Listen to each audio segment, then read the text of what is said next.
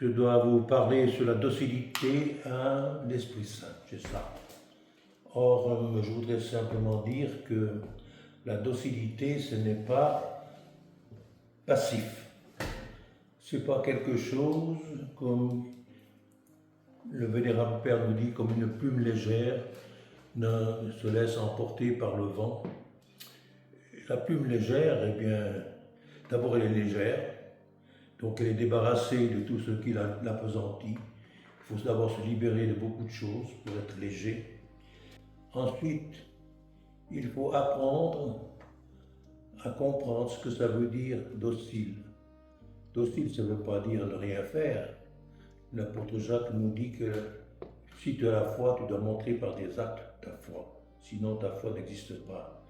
Et la docilité à l'esprit, si on veut marcher dans l'action de l'esprit, il faut être docile, c'est-à-dire disponible pour avancer avec lui dans les projets qui sont les siens et qu'il veut qu'ils deviennent les nôtres.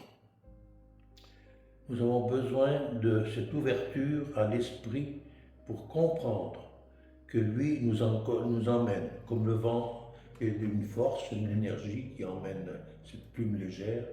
Nous aussi, on doit se laisser emmener, mais on doit avec participer pour prendre part au projet que le Seigneur nous demande de faire.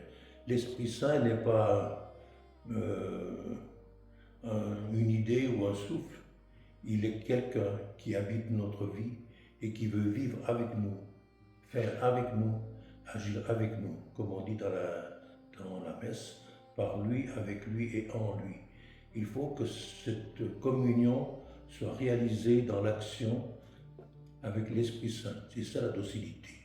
C'est être disponible et en même temps collaborateur, en même temps engagé pour vivre avec lui ce qu'il veut faire de nous.